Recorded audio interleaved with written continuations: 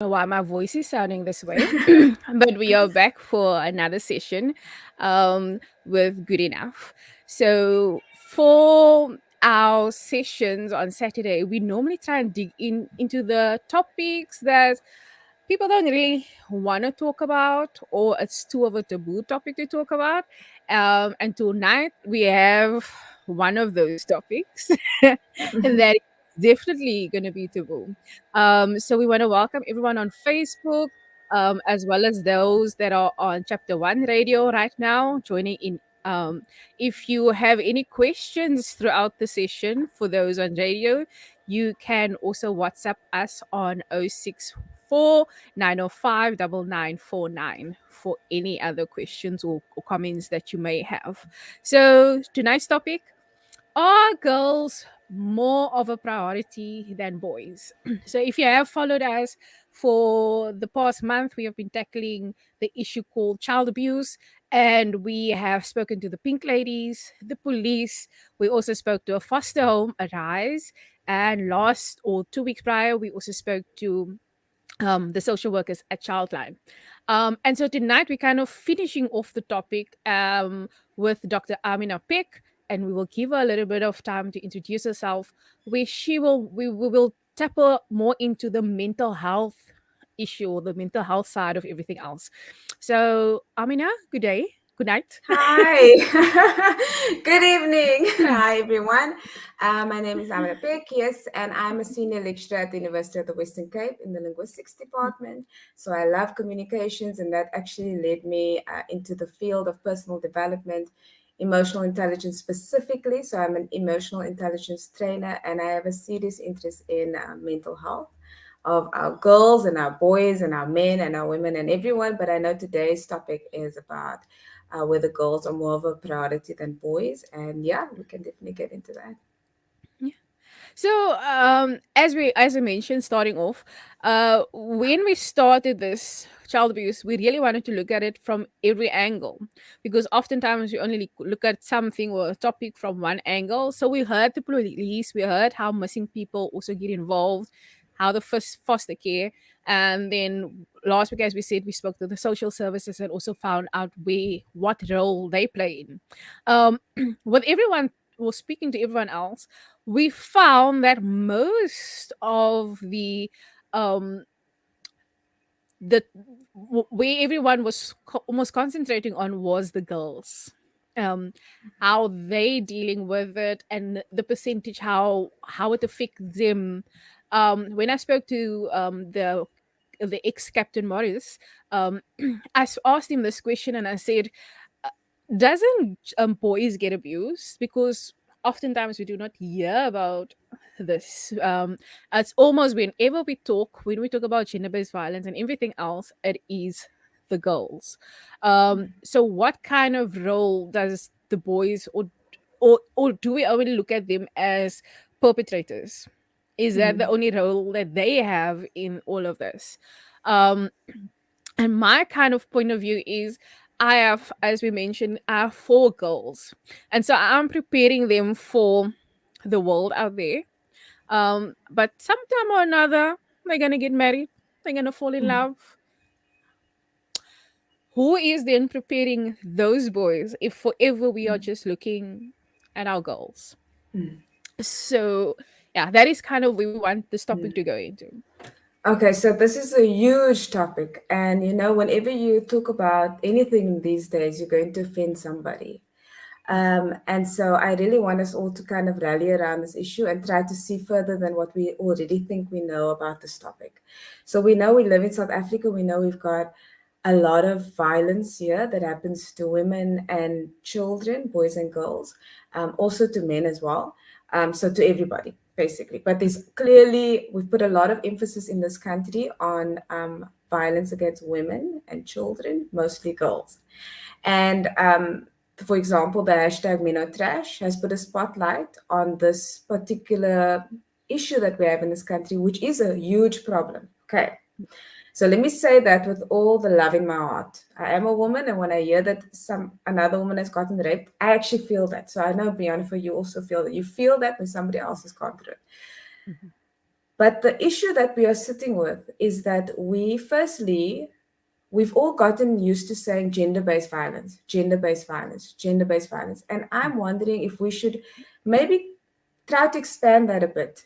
Because when you hear that somebody's been raped, or somebody has raped, I wonder if it's got to do with their gender or their mental health.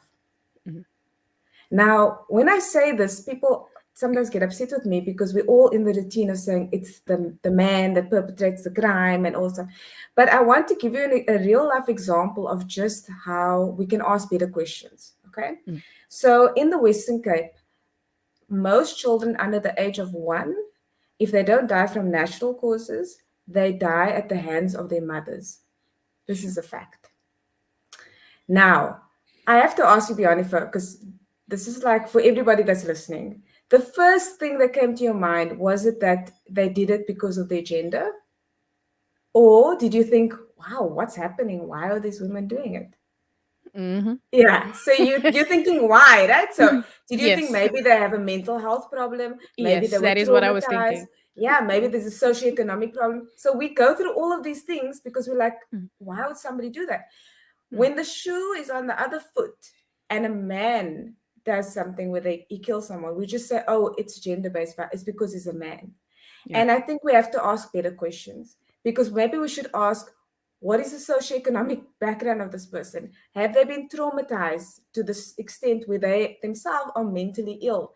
So if we think about mental health based violence, we are Mm, opening up and we are the question of like what is happening to our young boys and our young girls. What has made them think that it is okay to take the life of somebody else? So mm, I'm in no way diminishing the fact that we have a lot of problems in this country, but I do think that we're not asking the right questions because we've run into this, almost into a brick wall where it's like gender-based violence is a man, that's why I did it. And I mm, just don't think that's good enough. It's not good enough for the victims because they should actually, I mean, we're not asking enough questions to actually get us to solve the problem because we're just putting mm, a band-aid on an open wound, as far as I'm concerned. We're not really getting to the cause of the problem. So yeah. that's a long answer to to kind of address that issue. Yeah. Uh, just what you just said is, I think, basically the answer to a lot of things, because as we have also, when we delve into bullying and all of these other things, we almost look at these things as little silos the whole time. So bullying is one thing, gender-based violence is one thing, then we look at something else as something different, but everything that is linked to it is mental health. It Yeah. starts off with Yeah. your self-esteem being broken down. It Yeah. starts there and it escalates. um and I think, fortunately for women, we have that innate desire into us to talk or want to talk, or we have our girlfriends around that we can talk about. Yes. Do men Yes. have the same thing? Mm. So what do Mm. they do with their emotions? And if we also just kind of always say it's men, it means your husband that you're married to, doesn't that also place a stigma on them? Yeah. What does that to you? Yeah, what does that do to your daughter's father or the man that you're in love with right now? Where does, so it's like a nice little mouse roll trap thing that is going on and on, but we always just see it as like little small boxes. Mm. Mm. Yeah, and so I want to pick up on that. I think that's a very good point. There was a time when that hashtag was really quite prominent. And then there was some men that said, well, not all of us are like that. We want to stand with the women. And they got like shut down, Mm, like really hard. And even I was scared to say anything. And, I'm actually embarrassed to say this, but I hesitated because I could see how much it was needed. Like women seem to need that ash. And I didn't want to say, look, it's kind of, like maybe not the healthiest thing to do. And the reason why it's not healthy is because when we only put out one narrative that men are like this, it affects everyone negatively. And when yeah. you say, don't even tell us about your good experiences with your father, your grandfather, your uncle, your brother, whatever, Mm, you are shutting down so many stories of hope, stories that can inspire people to say, hey, you know what? especially if you are the victim, you can look around. Don't think everybody's the monsters, because we go home and we have men that's gonna look after our kids or whatever and be like normal, and yet we can't talk about it. We just have to like zip our mouth and say, oh no, hashtag all men are trash. And I just feel like that also doesn't move us forward. So again, the hashtag had its moment and it Mm, spotlighted the issues that we had. But to move us forward as a nation, I definitely think that we should highlight the stories of people, that men that are there for their families, mm. for their sons and for themselves. I think that is a much more healthy way of addressing the issue that we have in this country. Just with agreeing you with you there. And I also, I oftentimes bring this up when we talk about any issue. Um, and maybe it's also a cultural thing where the way we are raised with certain things. I don't know if you guys done it, but when I was brought up, if you fell, your parents or whoever would hit the thing that you fell over. So it's not Mm, teaching you to, okay, maybe next time, if I notice there's a gap, next time watch, be more careful about how you're walking. yeah. No, we automatically put the blame on the thing that was there, not Mm, moving there. Um, and so we kind of we grow up and we stay in that mentality of it's not me, um, it's that thing. Um, mm. Oh, and that's, yeah, you're me, picking up on something very important there. Yeah. yeah, me being a victim of rape, Mm, a tragic um journey that I've gone through. But the esports, and I'm probably going to be thrown on the fire for this, that I had to take accountability for. Um, did I ask to be raped? No, of course that not. is on him. I can't take that for me. But the Mm, esports leading up to that, that I had to take on myself. Um, and then also the healing part, also that was also on me. I couldn't just leave it there and say all men are trash, mm, mm, which was difficult because of my upbringing of, I blame God first, I blame my dad for not being there. um and then in the process I almost scarred my husband, who was a good man, yeah. because I was raised in this community of, men disappoint, men, men. And so I almost, not almost, but part of it was like breaking down my husband, who was a good man, and Mm, now he almost had to rebuild himself yeah. to be the man he always was. But he chose to love me, who was scarred by another man. Mm, And sure. he almost had to carry that Yeah. package. Mm. And so I think it all starts there by how we teach our kids from a very young age with regards to taking accountability for things.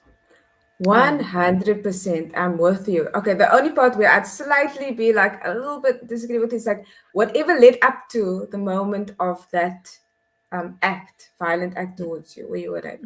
That was none of that was your fault at mm, all.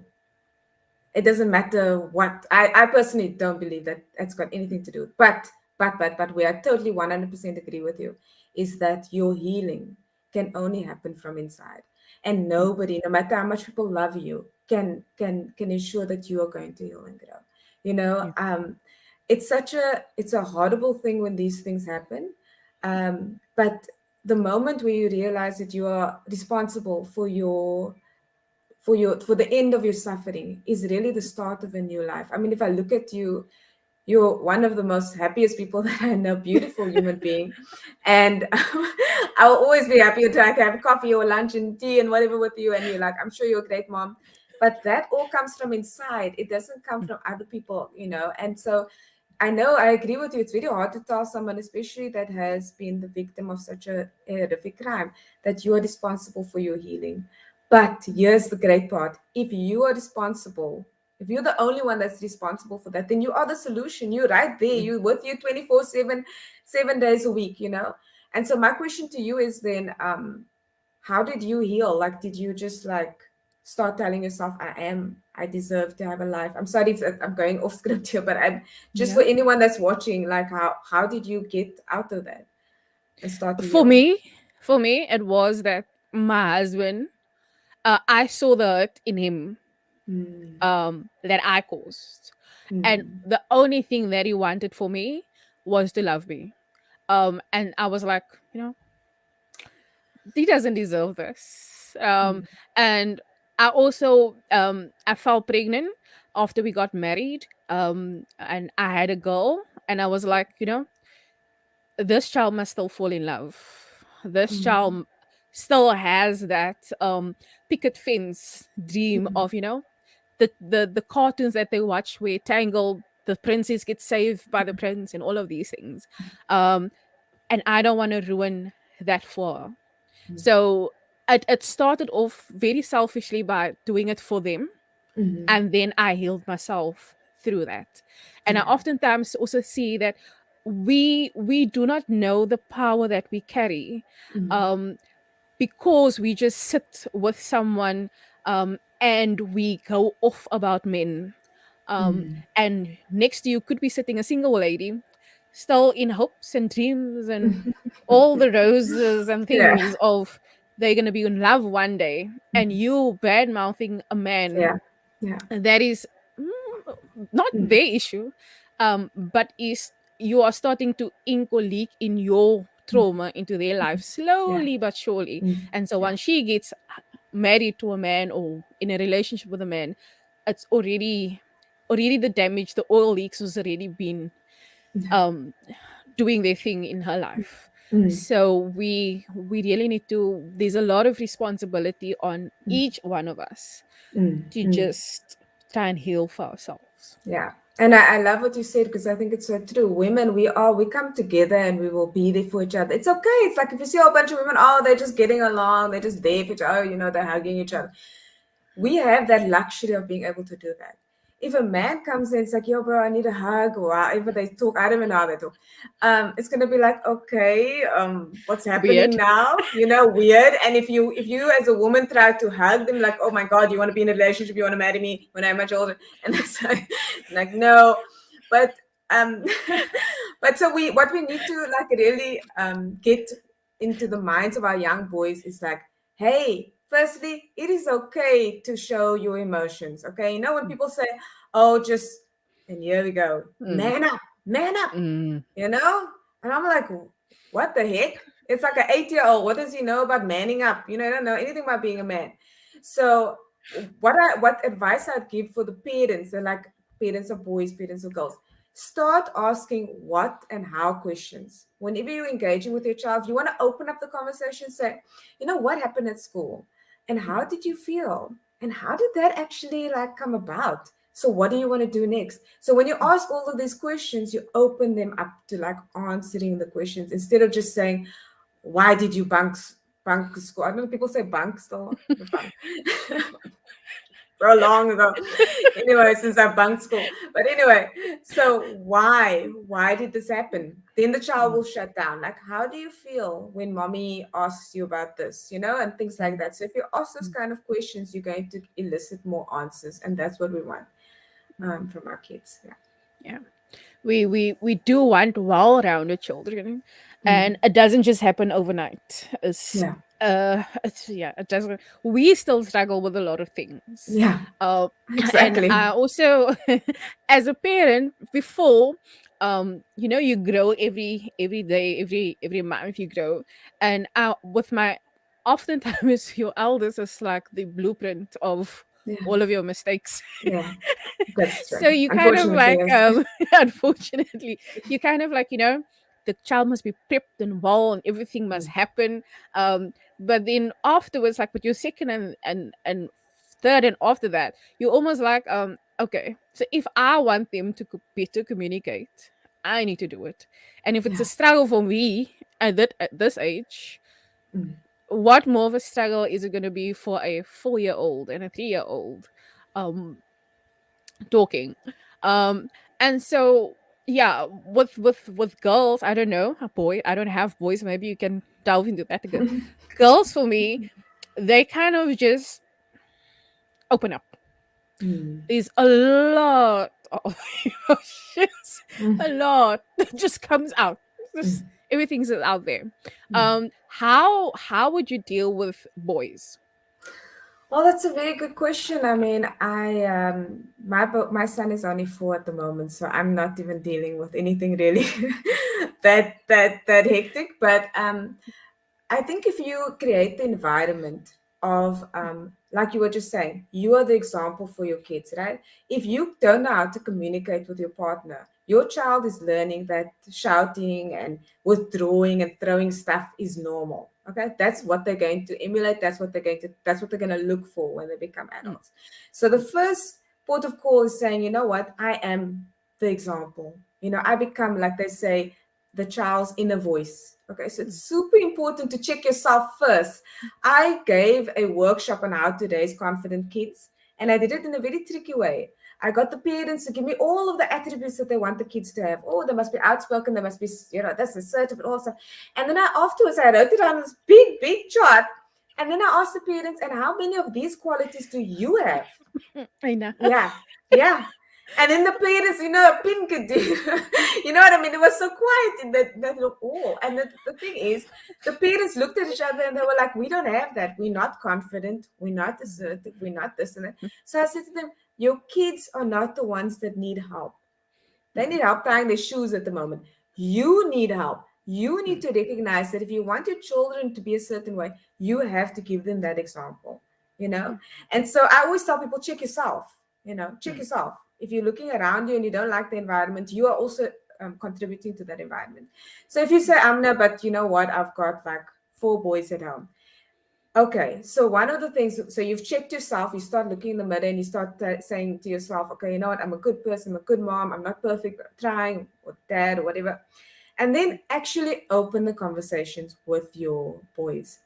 At the dinner table, make it a habit, switch the Wi Fi off or switch the phones off or whatever, and say, you know what, I want to know more about you. And you can actually, depending on the age, you can play this game, which my daughter taught me, which is, do you really know me?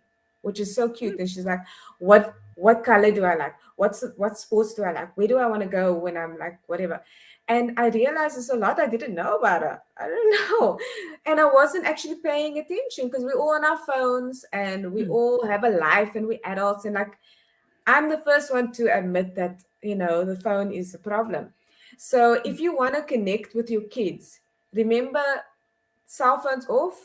And actually, here's something else. Take them out into freaking nature. Let them see beautiful things. Take them mm, on a hike, take them on a beach, take them where there's no distractions, and just see how amazing they are. So instead of mm, saying, we are going to talk about your life and you need to open up, hell no, that's never gonna work. Kids are gonna think you're crazy. But you can say, pack your bag tomorrow. We're going on a hike and we're gonna go see what's up on that bloody mountain that everyone loves so much. mm, So that is something that we can do, and it involves giving of ourselves. We can't just give the phone to be the babysitter, and we can't. mm, There's no easy way. This is kids. They demand mm, of us. And so I guess it's about sacrifice. I mean, we wanted these kids at some mm, point in our life. We wanted them, and so the responsibility is ours. Okay, sorry. Woo, but yeah, you know what I'm saying. So there's lots of ways. And guys, if you don't know me, please give me a follow on Instagram at Amiena Peck. So I'm just gonna put it out there because I really want people to yeah. connect. There's my details. Wow. I really want you to connect because I want you to know that as a parent or as an aunt, a caregiver, a brother, older sister, there are people that also want the best for you and the kids, the next gen. Get hold of me. I'm quite accessible and there's lots of workshops. Most of them are free that I do Mm, for the mm, community. And so that we can grow. At the end of the yeah. day, that's what we want. So that's my pitch. Yeah, we have a comment. We have a comment from Bonita. She says, "I'm blessed to have a son who asks questions and speak up, and I'm an older parent." Oh, that is good. Um, there's also something that I've also noticed when it comes to, I don't know if it's just a new trend, but when it comes to us celebrating our children, we are so lackadaisy about it. But when Mhm. it comes to you need to study, you need to do this, I want this from you, I require, we are very strict, we are very on time. Um, Mhm. but when it comes to almost praising our children, especially boys, That is where it's almost like this is too small to celebrate. So Mm, how do we change that? How do we change our mindsets of our parents to like, if the child only got a D and he got an E last quarter, surely we should celebrate that. yeah. Because not all children are the same. Yeah, 100%, 100%. And I think how we celebrate is so important. It is important to celebrate our kids. I think people spend a lot of money and a lot of effort on the one day a year that it's their birthday. I think it's such a waste of, I'm sorry, but it's a waste of money and it's a waste of time. And what we're teaching our children is that when all the friends come around, you are super special and it's your day and all this stuff. And that's unsustainable because next year you might not have a job and you might not have that ability to do that. So what I would suggest is teach your children values, like the fact that mommy and daddy is actually in the picture, or just mommy or just daddy or just grandparents, that is a blessing. Other people don't have that. So if you can throw these luscious parties, great. But for me, I wasn't raised like that, so I don't see the point in it. And but besides that, when you want to celebrate your child, don't tell them, for example, here's a nice trick. Don't tell your child, oh, I love you, Amina. I love you, Bionifa. I just love you. No, tell them why you love them. Mm. You sit down and you say, you know what? That D from an E, yo, I'm so proud of you. Like, I don't know what you did. Tell me what you did to get from an E to a D because that is the ish. Now, you're coming with that energy. Your child's like, geez, I could have gotten an A if I really studied. And then the next thing you know, they want to do better. So it's absolutely true. And they did a study where they like just check this. This is insane. So they have two plants exactly the same. You might have heard about this. Exactly the same sort Yeah. of conditions: sun, water, soil, exactly the same.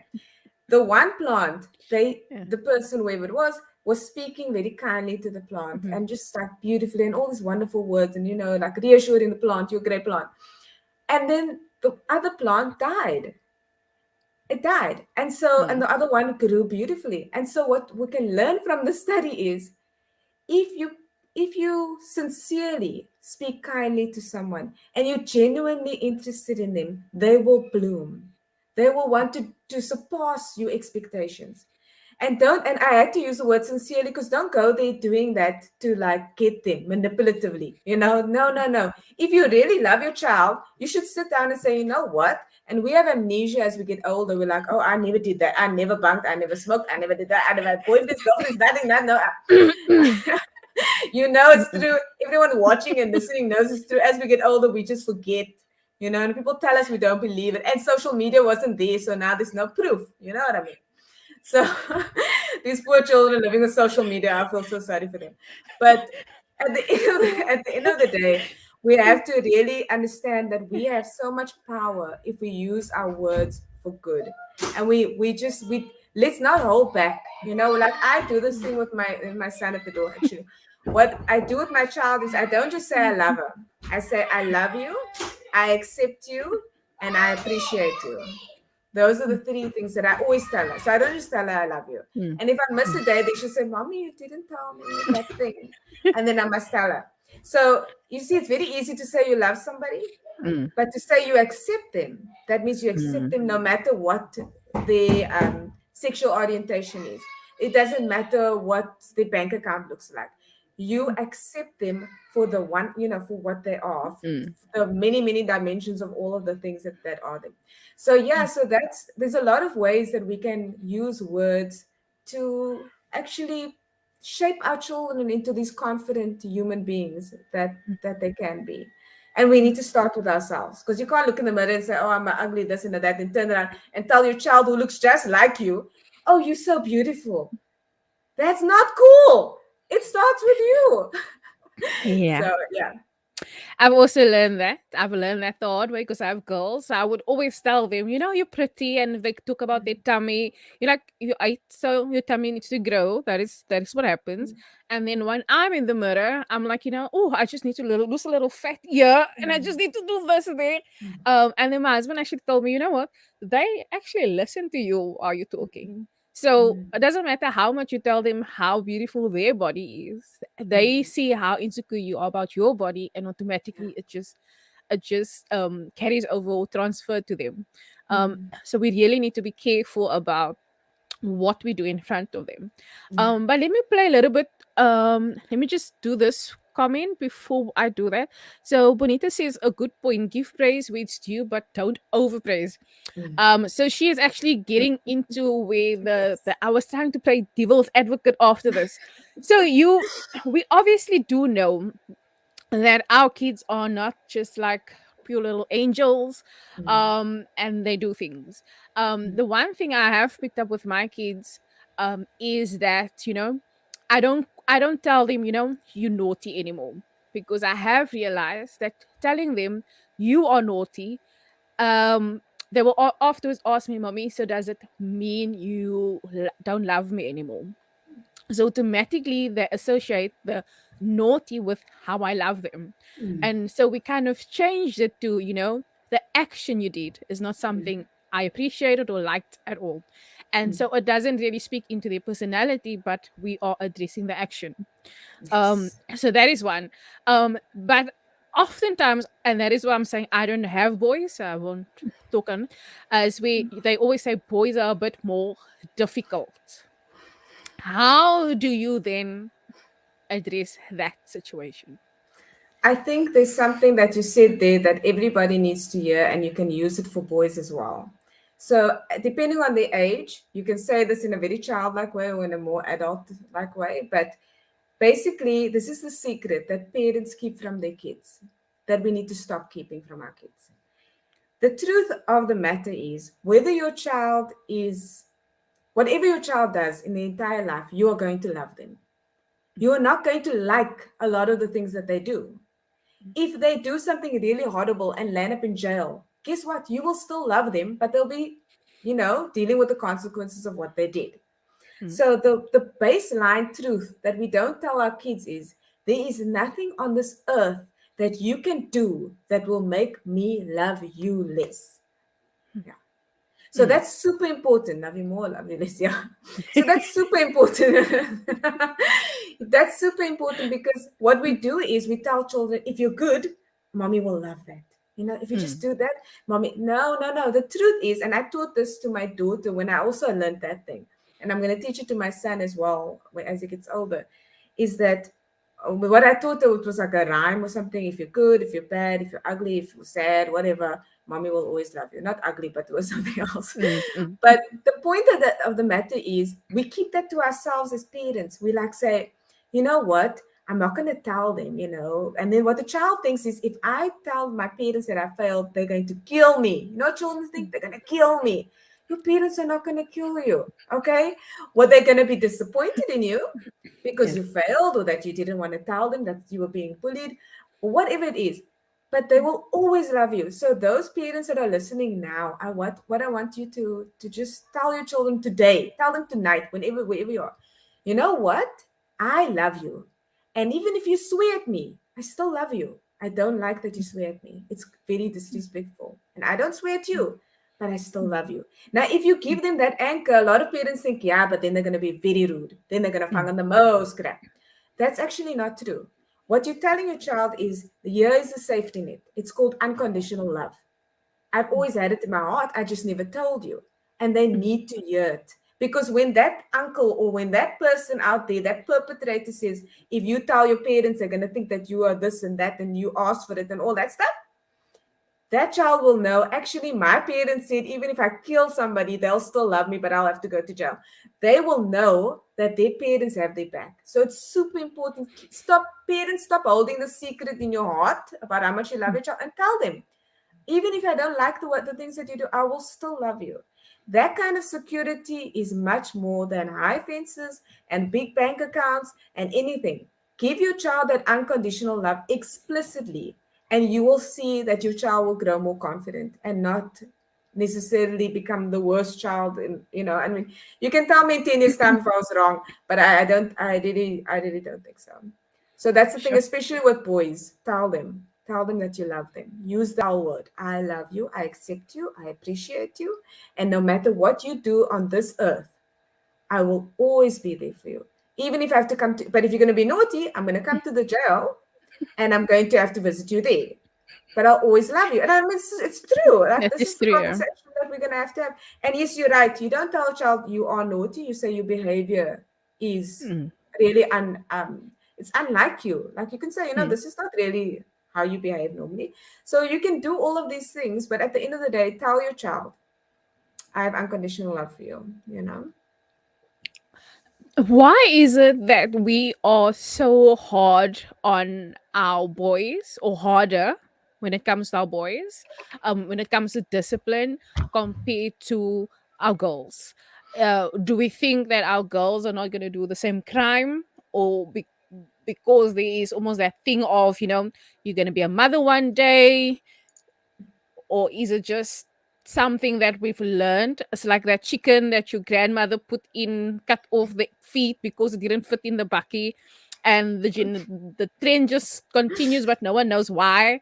And in the end, it's just because her buck was too small. You could have changed the chicken. So is it a sense of that, like, because men, they treated men harder Mhm. way back when, and now Mhm. we almost just continue on the trend, or is it that we need to be more firm with our men? That's such a loaded question, and I don't think, unfortunately, I'll be able to answer that question this evening because there's so many variations when it comes to the types of boys that we have, the types of families that we have. But I will say this: boys physically are stronger than girls. We know this; they are generally stronger than girls. And so, if they are to do something like push a girl, push another boy, they do tend to cause some sort of harm, right? So Mm, I understand on that level that parents, I mean, I don't think parents are allowed to discipline their children physically, right? Give them hidings and stuff. I don't think they are allowed to. I'm not doing this, but you know what I mean, in this country. But I can tell you that, like, when I look at my uncles and the way they raised, like, there was a lot of boys in our family. Boys were disciplined a lot more than girls. But girls, just by watching and listening to how the boys were getting disciplined, we were scared out of our minds. I'll be honest with you, we was like damn scared. Um, but now you see we're in a situation where we're not allowed to discipline our boys, and I think that's a personal matter. I think it's mm, super personal. I don't think you should ever beat your child up so that they have to go to the hospital. Of course not.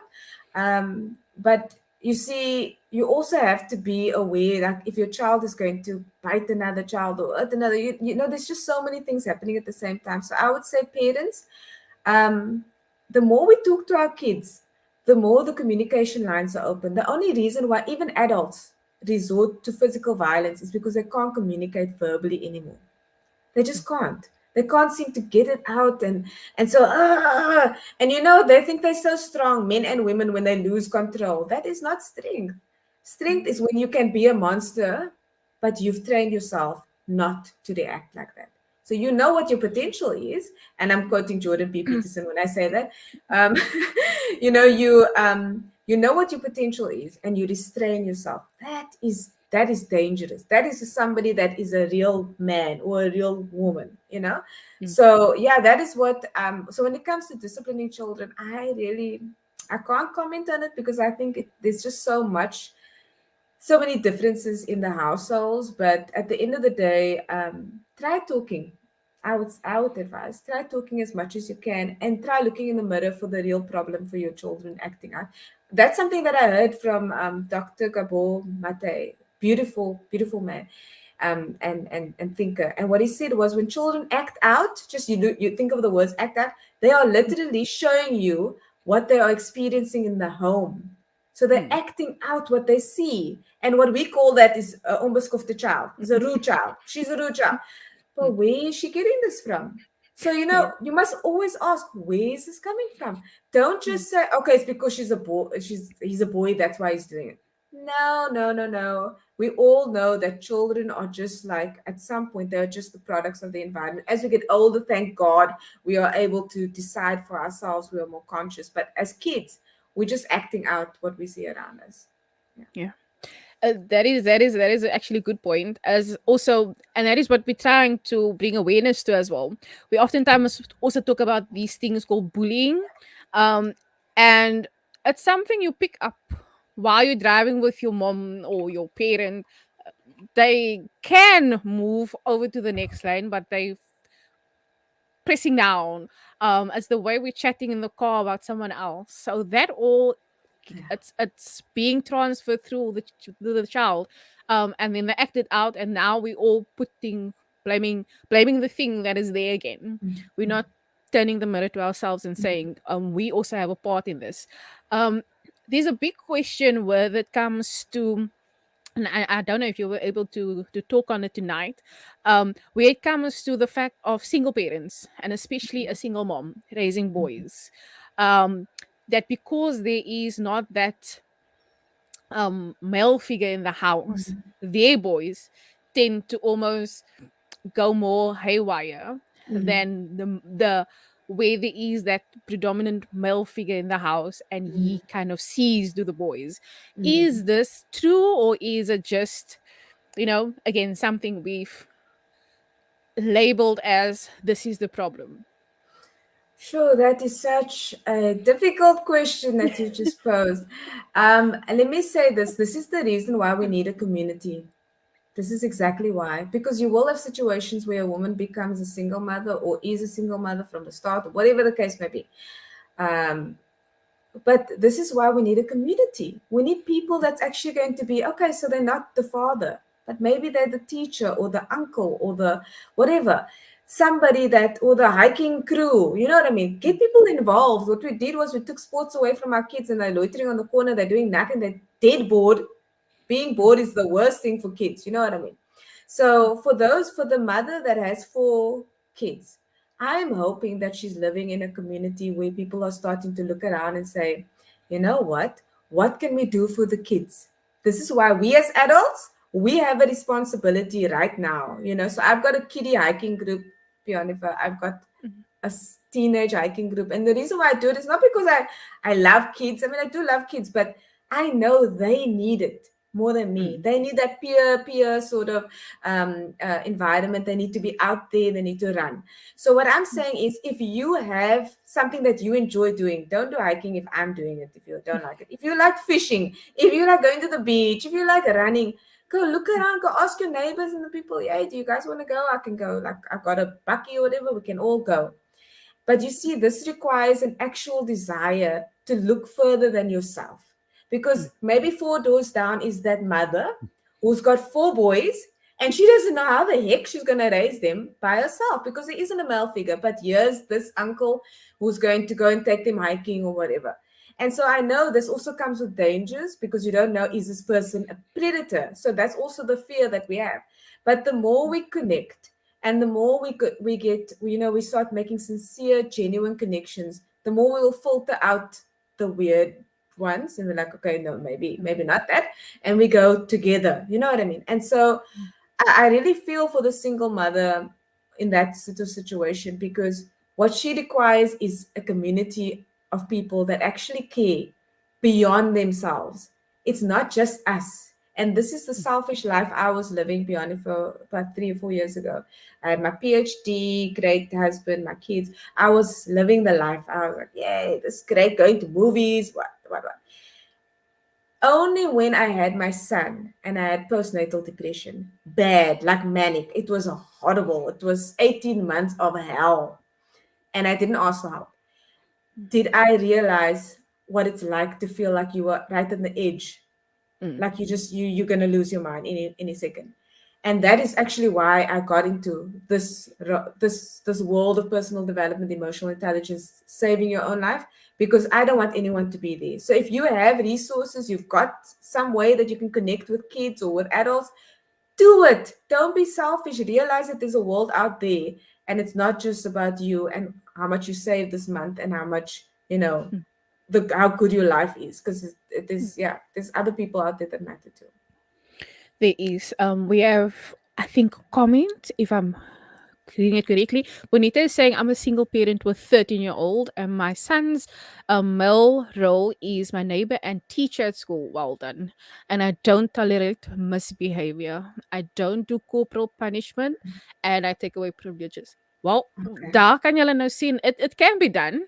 Mm. definitely, we don't always have to just go back to what we know. It's about changing. My mom always taught me this, and my mom only got to know herself when she was 40.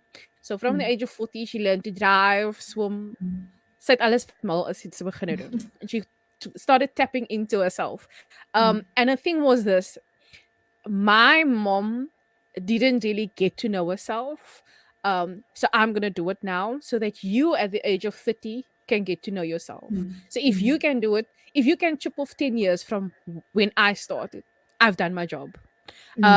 If then Beautiful. you can then teach your daughter to chip off another 10 years and they get to know themselves at 20, you have done your job. And then the responsibilities then continued on with them. um Beautiful. we Beautiful. also or are as a community.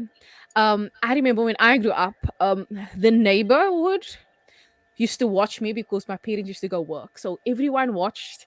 Daar kan nie 'n man op jou hang hê because like wie is hy? Wat doen hy? Wat wil hy hê? And we almost in a way stepped away from that as a community.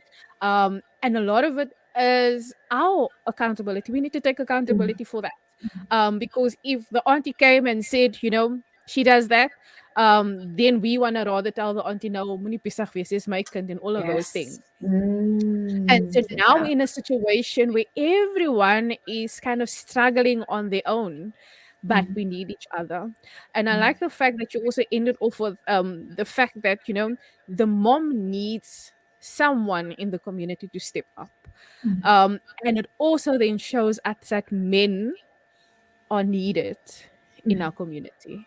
So Oh much my so. God. We Absolutely. Yeah, we Absolutely. oftentimes look at the woman, what can the woman do? What can the woman do? But men is needed, and if they step out and we kick them out because of our actions sometimes, there's a gap. And in rugby or in sports, if the midfielder is not there, someone else slots into their spot so that the game can continue. That is what we do with sports. But for some reason in our community, we don't do the same thing. Yeah. I think that's so important. I think, I was so, and I go back to this hashtag men are trash, and I'm sorry that I do that. It's just that I feel like we've harmed um, so many men and young boys. And, the thing that people say is don't take it literally, it's meant as a, sort of theoretical thing, whatever, but in the academic circles and all these wonderful things. But children at from the age of 2, 3 can say men are trash. They know what the word trash is. You're not using huge words. You're not talking about ontology and morphology and like whatever existentialism. You're saying words that everybody knows and understand the meaning of those words. And so for me, it actually really hurts me because what we're doing is we actually it's quite destructive for men's mental health. And I have a close friend of mine who was explaining to me why he is trash at the time when it was at its highest point, um, because he wants to be part of this movement and show his support for women. And I said to him, dude, that's not how you show support. If you want to show support, be a good man, but you don't have to call yourself trash. And I want to go back to that example. And those of you that didn't hear in the beginning, I want to give you that statistic again because it's real. It's from the Western Cape. Western Cape children under the age of 1, while 80% of those children die of natural causes, 7% of them are killed, majority of them are killed by their mothers. And I want to just put in context just how harmful that hashtag men are trash is in relation to this. If I had to start a hashtag that says Western Cape mothers are trash, and I say to people, don't take it literally. It's so that we can spotlight the problem in the Western Cape. And then we Mhm. say, look, all Western Cape mothers. Now, some Western Cape mothers say, but it's not me. I say, no, no, shh. You're not allowed to talk about it because all we want Mhm. to do is we want to show the problem with what's happening with these some select mothers. So now you're not allowed to talk about yourself as a good mother or your aunt or your mom or your grandma. Shh, no, we don't want to hear that. And and thirdly, there was a thirdly, I think I may have forgotten. But at the end of the day, and they say, yeah, don't take it literally. Okay, don't take it literally. We don't mean it like that. So you can see that that would not sit well with women in the Western Mm-mm. Cape that are mothers. We would I would kill move. somebody. Yeah, I would move. But you see, men, they can't move off planet, you know? Mm, And yeah. so all they know is that because you are a man, you are responsible. And I've been thinking a lot about this, Bjornifer, and I just think it's unfair to everybody involved. We need to start asking the tough questions. A man who's 24 years old or 34, 54, who thinks it's okay to rape a 1 year old. He is not doing it because he's a man. He's doing it because Mm-mm. he's mentally disturbed. And if you put that with somebody else, another guy who you just met down the road, who might have flirted with you and you didn't want it, I wouldn't put those two people in the same category, in the same bracket. Just like I wouldn't say a Western Cape mother who pulls her child's hair but too tight because she's frustrated is not the same as a mother that kills a child. You see? Mm, We can't do that. We just simply cannot do that. And we are doing more harm than good because there are men out there that are our allies, but they were mm, told to be muzzled. You got to be mm, muzzled. You can't say anything. You're mm, damned if you do and you're damned if you don't. So you can hear I'm very passionate about this because I feel like knowing the power of words and hashtags are everywhere. I think we need to be selective. I just started by not using. I mm, just don't use that hashtag. mm. I still understand the problem, of course, but I want us to know that there might be better ways for us to deal with this issue. And for the mental health of our boys, let's stop talking about that. Just on that hashtag, as we end off, I know there was a time when there was these lot of violent rapes happening, the one in the post office and all of these things, Yeah. and I think there was another hashtag that almost stemmed off that one. Are we next or something like that? Um, is to Yeah. that effect? Is that the same almost to the men are trash? Because that what that did to me personally was it made me fearful of every man Yeah. that I walked or came Yes. across. Yeah. It's like, why are you behind me? Why are you looking at me? Why are you? Um, so yeah, I would then almost answer my own question to saying, you know, these kind of hashtags is then also very traumatizing to a lot of women, and Yes. because of where we are, and our statistics when it comes to sexual and mental abuse and all of these things doesn't then play into our favor as well. When I saw that hashtag, it was so destructive. It was, am I next? It's how disempowering can a hashtag can you have? I'm sure Mm, that it started with the best of intentions to also again spotlight how prevalent that was, but that's not going to empower anybody, and that's not. It made me fearful too, and I looked at it and I thought to myself, what are we teaching our women and our men? The vast majority mm, of men in this country are not criminals. The vast mm, majority of women in this country are not criminals. But if you keep on highlighting, if the media keeps on highlighting those bits, which needs to be highlighted, but let's do it in a way that is a lot more, true to the entire situation, because I was also starting to think, is everybody out to get me or. mm, And then it actually breaks you down from the inside, mm, literally. All those negative thoughts, your immune system, you get sick. It's terrible. And so what I would say is think about empowering ways to live your life. Yes, you got to be vigilant. We know that. We have to be mm, vigilant. But we are also raising boys. So, like for me, I'm raising my son and I'm not raising trash. I can tell you that. mm, And how do you do that? You set a good example. You inspire them. You're there with them. You give them confidence. You show them what it's like to be confident. You keep the communication lines open. You love the crap out of them, and you hope for mm, the best at the end of the mm, day because they're still going to make decisions that they want to make. And so that is the crux of the matter here. We need to start really looking at things. And I know things become buzzwords. I might be massacred, in the social media for having said all these things. But I know that when I hesitated to talk about this, it was because I could see how popular it was, and I didn't want to get into that debate. I just wanted it to just blow over. But the reality is, it affects our boys and men's mental health and our own mental health, and it's not worth it. mm. Yeah. Well, for those who have joined tonight, it has been. I really think we should have another session once you have a time. And I also think the timing of this is impeccable, because in August we did a little month celebrating women, because it was Women's Month, and we spoke about every kind of issue under the sun when it comes to women. And so we promised that in November, being it Movember month, we will then be celebrating men as well. And so we will hear from their point of view, the issues that they are struggling with. So we will be dedicating our whole November, talking to 30 men, or we hope to talk to 30 men each night about topics relating to them. So I think this is a Wonderful. blessing. And maybe once we're done with that, we should actually have another conversation just to then bring everything together.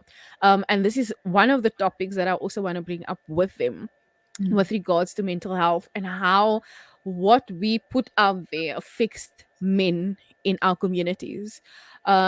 So definitely thank you for this. It was very informative. For those that are watching and listening to us right now, please check out Amina's page on Facebook. She is called Amina Inspired. That is the Facebook page. For those that are Facebook streaming right now, I did place the link on our Facebook page, so you can go there. As you've heard, that she's also having a little hike clubs with the kids. So if you also want to get involved with that, please do so. She also does workshops. She said she does that. So please link up with her. If you also want a number, I would. Is it okay if I give you a number? Sure, sure, Okay. absolutely. We'll also pop a number in later in the session, for you that wants to get connected with her. I think that it's needed. I also think that this topic is needed. And we will definitely be chatting again with regards to this. And also I think we should, especially the corporal punishment, how we kind of raise our boys. Maybe that is the topic we should be talking about next, and definitely fall in that. But thank you, Amina. I don't know if you have any more last words and wisdom to end off with. Actually, But there is something I do want everybody to not to try, but to do at home. Please, for the love of everything beautiful, look in the mirror and start saying, "I love myself." It is the three most healing words, and it can change your life, and it can definitely start by changing your life. And if you feel resistant to saying, "I love myself," please know that's where the work is, because we can't love other people if we don't love ourselves. And we certainly can't raise confident, loving, beautiful children if we ourselves feel like we're not good enough. So, this is about being good enough. Start looking in the mirror and start, high fiving yourself. Mal Robbins says you must do that. I agree with that. I look in the mirror, I give myself a thumbs up, and I say, "Well done, Amina." It sounds mm, crazy, but be mm, your own biggest cheerleader. Say, "I love myself," and start feeling that love coming out, because that is healing. And that's my last thing I'd like to leave everyone with. there you heard it. I love myself. I Mhm. love myself. That is what you I need to love do. myself. And also go Yes. back to your children and tell them what is the words that you needed to say. I love you. I accept you, And I appreciate you. and I And please, appreciate you. and please try to get your kids to say that they love themselves, because it is beautiful watching them. Their eyes just like light up. So please do teach your children to say that. It's beautiful. There we go. So for those that are still going to tune in, if you wanted to know or just tune in at the last minute, please go back to our Facebook page with the stream. We have been talking about, are girls more of a priority than boys when it comes to the mental health space, and how certain hashtags actually break down our community and our men in our society. It was a nice chat. I've learned a lot. It's a lot of it just opens your eyes with a lot of things. So yeah, we weren't ready for this. So thank you. Thank you so Yeah. much. Thank you, Bianca. We Yeah. So Lynette also says thank you. Thank you, Lynette, for tuning in. And if you missed it, please go back. Amina I've dropped a lot of like good good motivating things that we can really just take back to our community. And when we do these interviews, it's not for like just let's talk about it. It Yes, it must bring awareness, but we must also go and apply, Yeah. because we Mm. oftentimes do not go back and apply. So for everyone else that has watched us, listened to us, thank you for joining us. Keep safe, keep sane, So keep sane is a big thing in this day and age. So keep warm. It's still Yeah. very chilly. Keep safe from COVID and all of these. Keep your distances and keep sane. And with that, we want to say good night. Good Bye. night. Bye.